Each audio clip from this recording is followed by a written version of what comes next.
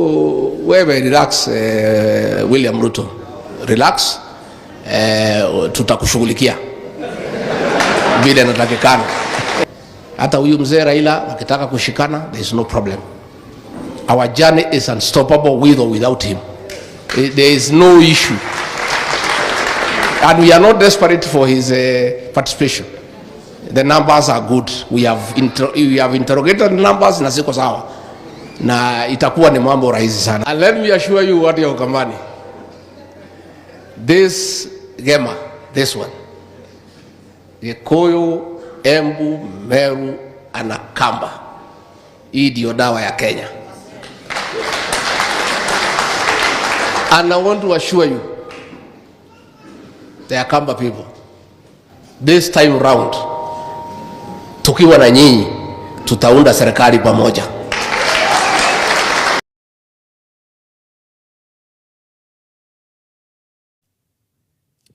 Well, I've also interrogated the numbers, and there's a particular number that they've added into their number, including, both sides. And some of them will be voting very differently.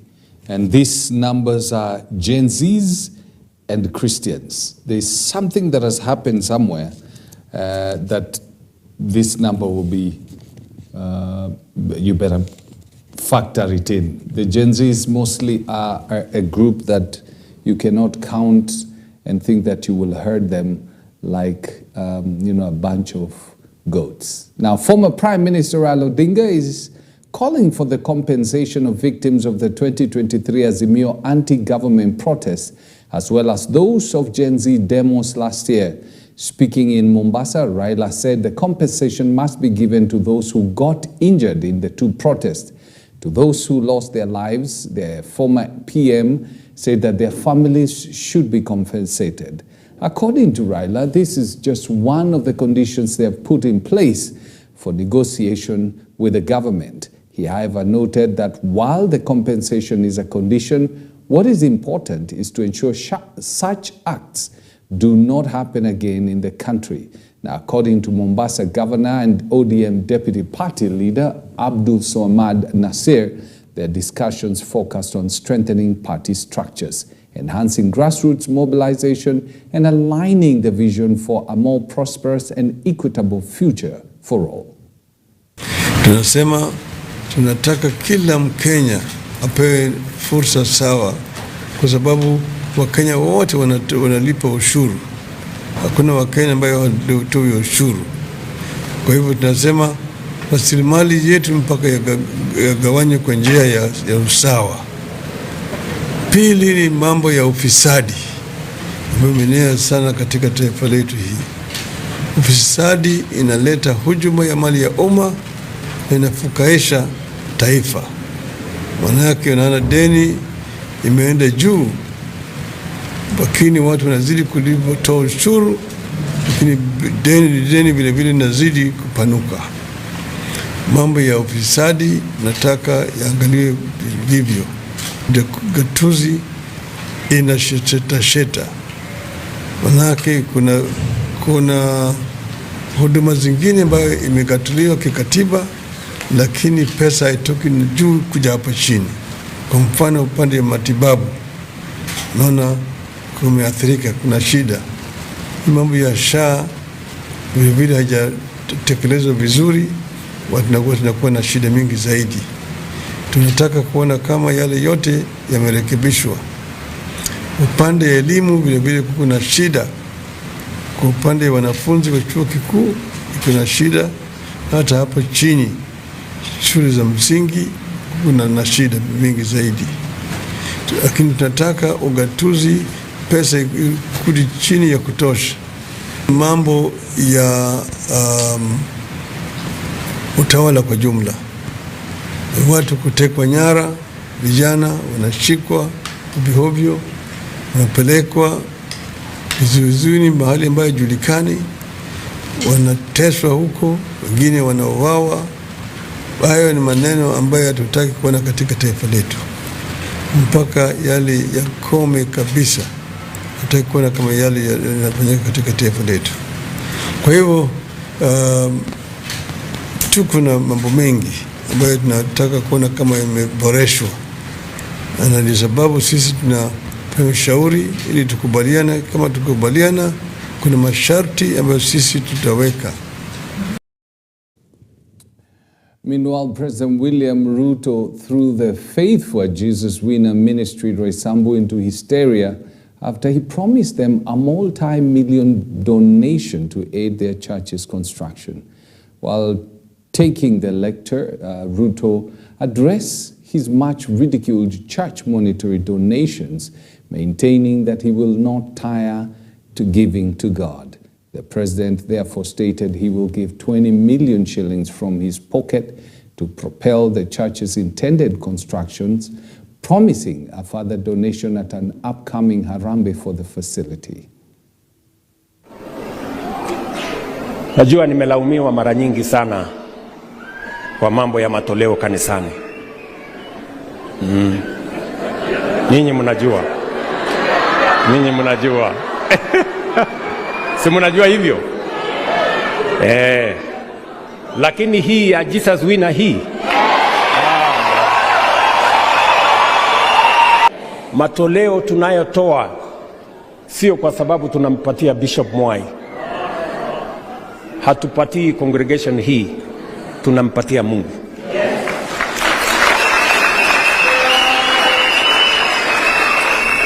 Si ndio? Na mimi nimejaribu sana kutafuta kwa Biblia. Na mimi ni msomi wa kiasi wa Biblia.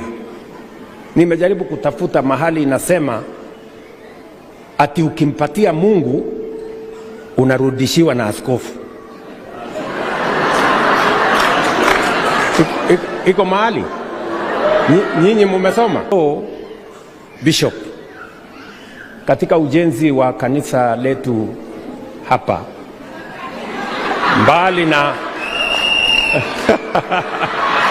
mbali na ile yote tumesema, mbali na kupatiana title deed, mbali na kusema wanajeshi wasimame kando, mbali na kutengeneza barabara, si ndio? Mimi mwenyewe nitatoa milioni 20 kwanza.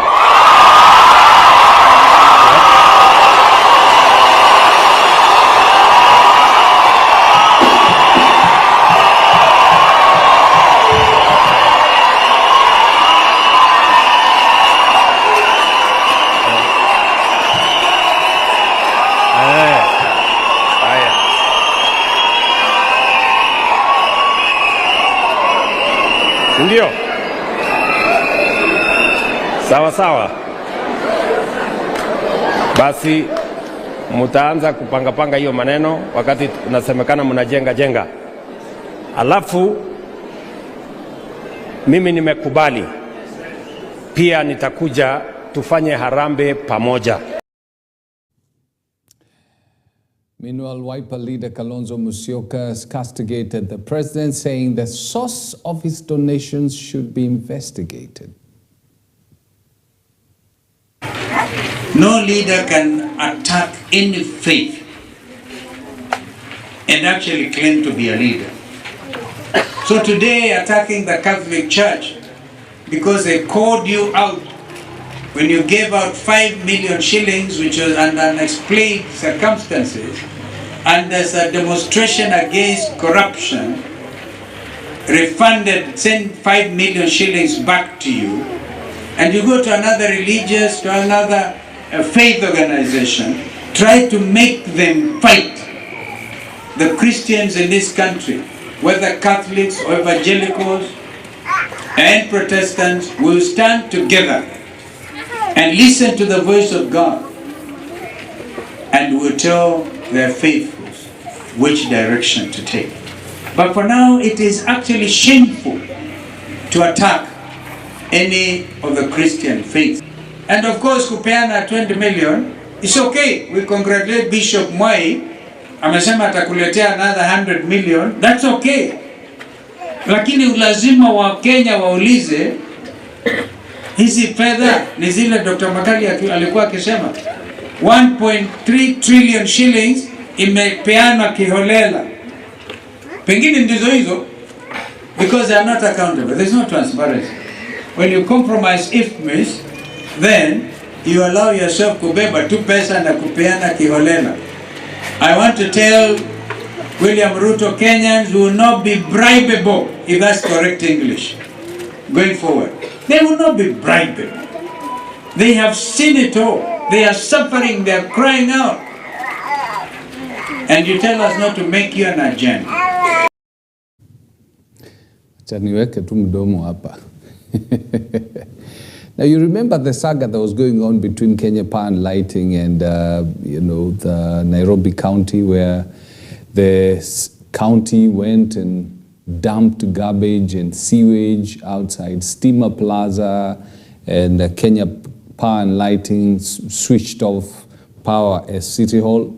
Well, now President William Ruto reveals that he made calls to both Governor Johnson Sakaja and the KPLC management and warned them against the action of pouring waste and sewage outside the KPLC headquarters over a debt standoff. Speaking during a church service yesterday, Ruto thanked the governor for apologizing over the dumping of waste at KPLC offices at Steamer Plaza offices.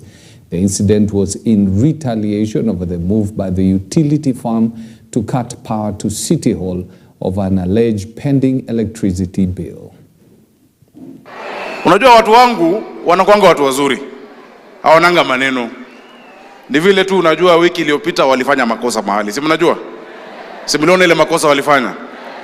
Na hiyo sio njia ambayo sisi tunakubaliana nayo. They did a big mistake. Mimi naomba msamaha kwa niaba yao. Mambo kama hayo haitarudia tena. Naomba msamaha. Tulikaa pamoja na wale viongozi wa idara nyingine ya serikali, tukakutana na waziri, tukakutana na MD. Serikali haifai kubishana hivyo na kuweka takataka mbele ya wananchi. That one I am very sorry about. It is not how we operate, it is not how we behave as Nairobi County. Jana tumeenda huko, tumewasafishia, tumeweka fumigation, hata maua tutawapandia ili uhusiane. Unajua kama tunakudai na unanidai, tunamaliza kwa meza, si ndio? Sio mbele ya wananchi. On that one, unajua mtu akifanya jambo ambalo ni kosa, ni mzuri aombe msamaha. Hata ingawa sio mimi nilikuwa naendesha hiyo lori ama nilikuwa hapo, lakini kama kiongozi wa Nairobi. Nairobi nilisema ndio capital city ya Kenya. Haiwezi kuwa mahali pachafu. Haiwezi kuwa mahali ambapo watoto hawasomi.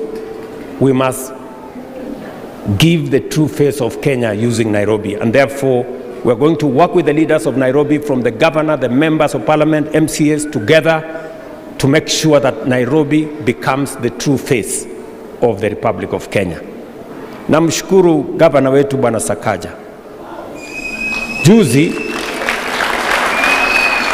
Juzi walifanya makosa. Nikampigia huyu governor simu. Nikapigia wale wengine masimu. Nikawaambia sikizeni, haya mambo mtakoma. Na nashukuru governor aliomba msamaha kwa sababu ilitokea makosa, na it takes a courageous, strong leader to say I'm sorry. Governor, congratulations for apologizing. We must now pick up from there and move forward together as a city. We build a strong city, we build a strong nation. Interesting stuff, isn't it? Now, Catholic bishops have condemned the current political realignments and premature campaigns, claiming they were diverting attention from national development at a time when the country is going through a difficult situation. The clerics say there's a lot of ethnic mobilization going on in the country by politicians, which is not healthy for the nation. Realignments have emerged well before the 2027 general elections, raising significant concerns on two fronts. First, this early onset of political campaigns diverts critical attention from national development, shifting focus to the spectacle of election campaigns. The fervor generated by political rallies creates an artificial euphoria that obscures substantive political debates, elevating political temperatures. Second, this premature election fever undermines the very spirit of the democratic process, as a government is expected to concentrate on governance and implementation until the officially designated campaigning period is announced. But more is needed. We call for immediate updating of the voter register, the prompt conduct of by-elections for the vacant seats, and continuous effort register review voters, and especially among the dynamic youth, to ensure that every eligible citizen has a voice. All leaders should prioritize policies and initiatives that empower our youth through quality education, vocational training, and entrepreneurial opportunities. At the same time, Kakamega Bishop Ombanyi called on politicians to stop interfering with the judiciary, saying this is a recipe for destruction. Kazi ya executive ni kutekeleza yale masuala ambayo yamepitishwa tayari na ikae pale. Na mahakama, tumeona hatari ambapo mahakama inataka kusukumwa ili waanze kupitisha uamuzi ambao wakati mwingine hautakuwa wa sawa. Hata wengine wanataka kuondolewa. Sasa tukianza kuingiza siasa katika mahakama, Wakristo wapenzi, kila ambacho unaona DRC kinaelekea kuja hapa. Mahakama iwachwe ifanye kazi yao, waamue vile wanavyotaka. Wakisema ya kwamba nchi ifungwe, bora wafanye kwa uhuru bila kushurutishwa. Unajua hospitali zetu ziko mpaka huko mashinani ambapo serikali haiko. Sasa ukianza kusema hivyo, watu watatibiwa wapi? Hizi hospitali zetu ambazo zimekuwa zikisaidia watu kwa miaka na miaka, zitaenda wapi? Si tutafunga? Saa hizi naweza kuambia ya kwamba katika hospitali zetu wana shida kubwa, hata kulipa mishahara wawezi. Kwa sababu sasa hao wamepungua, kwa sababu wakija wanasema huwezi kulipa kwa SHA kwa sababu unatakiwa uende hiyo ya ilezi. Na haziko. Na matapeli wameingia. Wao wanatengeneza kliniki ndogo ndogo hapa kwa sababu ndio wanalipiwa nini? Hiyo SHA. Na mwisho wake watu hawapati matibabu yaliyo halisi. Na tukasema sasa serikali iende ichukue mswada irudishe huko bungeni, uweze kutatuliwa, uangaliwe, ili kila hospitali mtu anaweza kwenda pale atibiwe akitumia hiyo kadi hiyo ya SHA, bila kuambiwa aende wapi, alafu aende wapi, alafu amalizie wapi. Amalizie kwa hiyo hospitali ikiwa ameenda huko, apate madawa huko, achunguzwe pale, atibiwe, atoke akiwa mzima. Hiyo ndio kazi ya hospitali. Wachana na maneno ya kwamba hapa hii ni level 1. Mimi sijui level 1 ni nini. Ugonjwa hujui level 1, level 2, level 3 au level 4. Ugonjwa unajua tiba.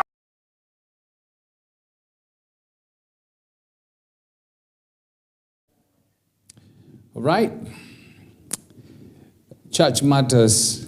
You know, a church service at California Seventh-day Adventist in Nakuru West descended into chaos on Saturday over a dispute of financial accountability and allegations of misconduct against the pastor escalated to becoming a violent altercation.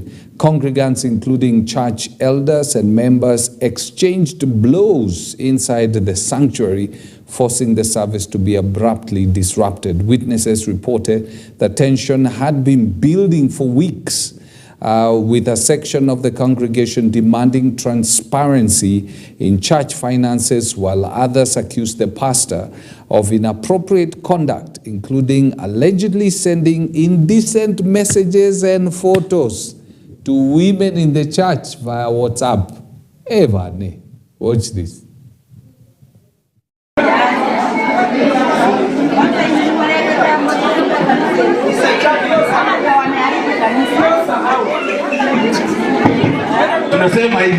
Tunasema hivi, the procedure ya hii maneno tunaielewa. Tunaelewa procedure ya hii maneno. Tusianze kutupeleka tu, unataka kuturasimisha vitu. Hata mimi nimeinua mkono. And you must give me time. Last time tuliinua mkono. You never gave us time to air our views. Sasa unataka tu kurasimisha kuomba tu. It cannot happen like that. The judge has orders. Iko njia ya kufanya maneno. This is not the procedure. We cannot do things like that. Kwa nini usituulize ni wapi uko na shida? Kwa nini usiniulize ni wapi niko na shida? Wewe should you? Jana umetupeleka kwa chief. Jana umetustaki. Haujasema kwa nini umetustaki kwa chief. Wewe mwenyewe unajua sheria haituruhusu wewe kupeleka watu kwa chief. Order please. Ulikuwa umesema sisi tushikwe tuwekwe ndani. Umesema haujasema ni kwa nini? Tunataka kukata yeye kichwa. Tunataka kuua. Sisi tunataka kukuua. Sisi tunataka kukuua sisi. Mpaka unaturipoti kwa polisi. Want to kill you how? Tunakuua aje?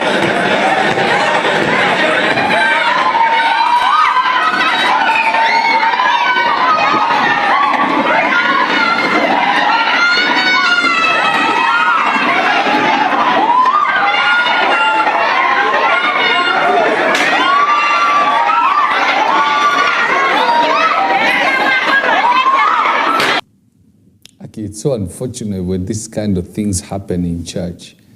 Very unfortunate. Fight over. I mean, there are things that should not be mentioned. They should not even be mentioned among people of the faith. Misappropriation of funds, ati unatuma picha funny kwa bibi za watu kwa makaratas. Now, at the same time, there's another bishop who found himself in a difficult situation. It's the bishop who's alleged to have sodomized a pastor under his ministry. Well, he got a shock of his life yesterday in the morning after a group of people, disgusted by his alleged act, destroyed his church. A demolition, the church belonging to Bishop Peter Kay was stormed by a group of people in the morning in reaction to an allegation by a renowned gospel artist who's also a pastor under his ministry, who claimed that he had been sodomized by the bishop.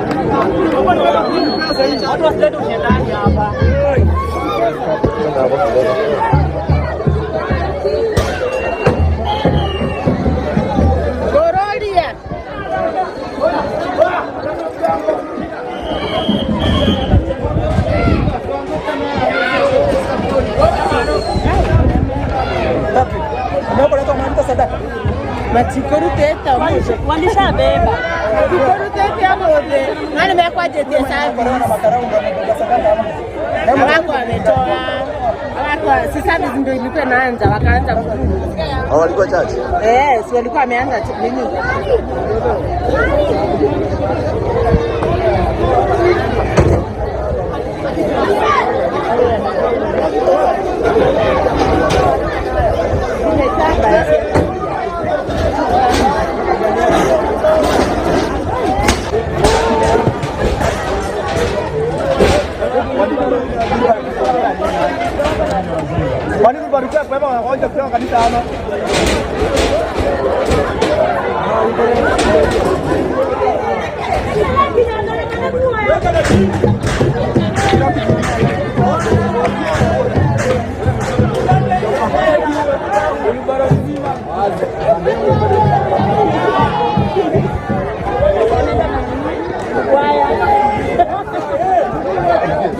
Wow.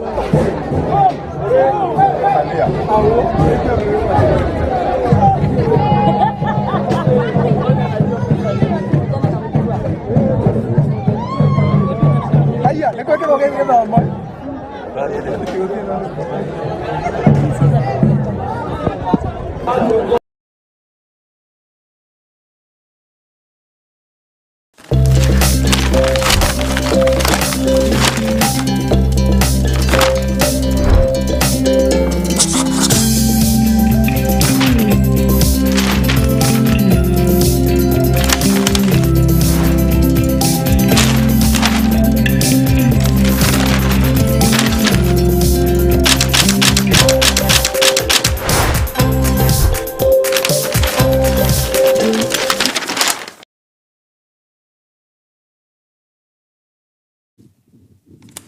know, it's a sad day in history when such things as sodomy are mentioned in the church, and mostly so concerning a pastor or somebody leading a congregation. It is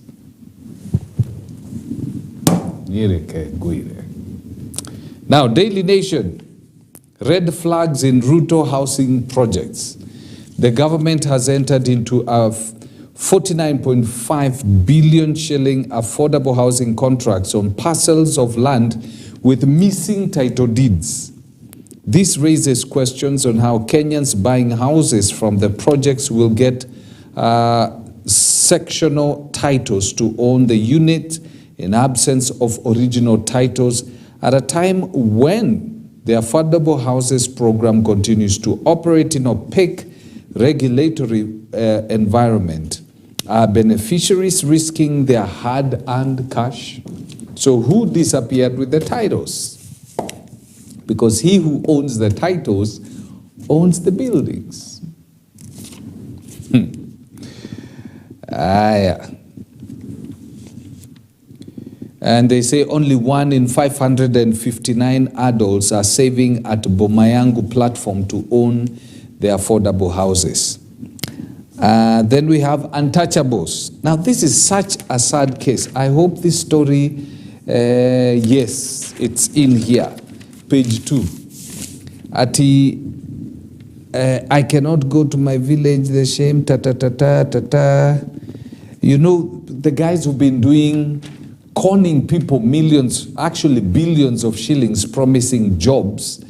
And now it appears that this thing runs very deep within the system, because thousands of vulnerable job seekers cumulatively lost 2.5 billion shillings to suspect job recruitment agencies that promised them better lives abroad, but left them in misery. Now, in a puzzling twist, the detectives investigating the rogue companies were transferred to remote areas,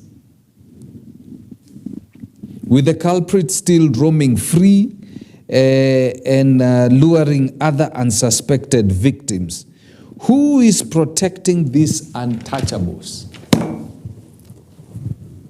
That's $1 million question that the Inspector General himself should answer. If these guys these police officers are investigating people who've conned the Kenyans billions of shillings, and then the officers who are investigating these cases are transferred to remote areas, surely.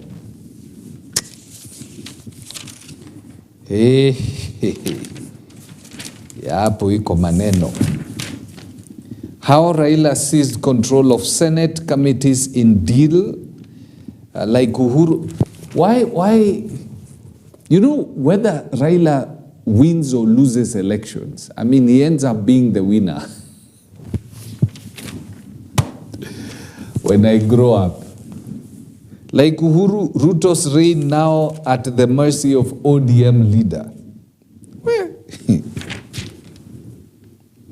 Alliance High pushes shillings 200 million projects to mark 100 years.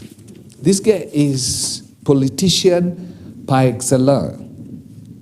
Kenyan's Mosetti dictates podium finish to spouse. Ele Mama Kaya, Kenya's Wilfrida Mora Mosetti finishes in second place in the women's category of the Tokyo Marathon yesterday. And then Kenyan Vincent Kipkemoi finishes in third place in men's category. She finished second. Sicheze na hawa watu bana. Families go hungry as high food prices bite. All this as people are talking about politics, and there are people who are going hungry. U.S. cash cuts leave sex workers high and dry. How? Portland cement share close February on a high. There was a change of guard in Portland cement. Going get stuff as food inflation drives up prices. Then you have how law firms are milking counties dry via legal fees. By the way, some of these counties are paying billions of shillings in legal fees. I guess these are some of the things that should be investigated. Maybe some of the big boys within the counties have stakes in these law firms. Then the back page, you got all system goes. Africa's fastest man, Omanyala, gears up for the season after intense 4-month build-up. This guy is just a bundle of muscle. Anafanya some people like us, watu ambao tuko na muscles ndio tuko nazo, tukae bana ni kama hatuna. Na 6-pack, sisi we are still working on the one, but we are getting there.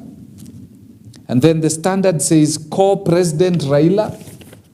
This one I have to show you. Whether he wins or every time he loses election, he wins elections. When he's kicked out of government, he's still in the government. A political realignment is taking shape as ODM leader Raila Odinga nears a deal with President William Ruto. The agreement model after past power-sharing pacts could see Raila assume a non-executive prime minister role. Sources say plans are underway to prepare Harambee House, traditionally the seat of the presidency, for him.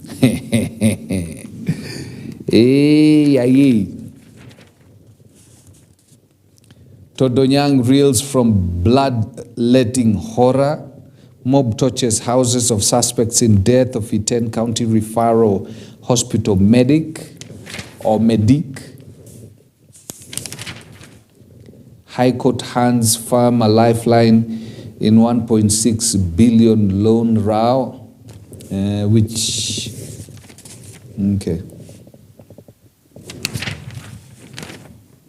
Chebukati, his election legacy through the eyes of Kivuitu. Gachagua to Ruto, get used to our criticism. Then the back page, Equity Bank, leave champs, Kenya prison stand. Na hiyo ndio story ambayo inatoka kwa Mangaset. I remember at 11:30 we have Gatuzi, and then at 2 p.m. We have the scoreboard as they look at some of the teams that lost over the weekend, both locally and athletics. So we got a lot of good stuff lined up for you. Don't go away. Good morning.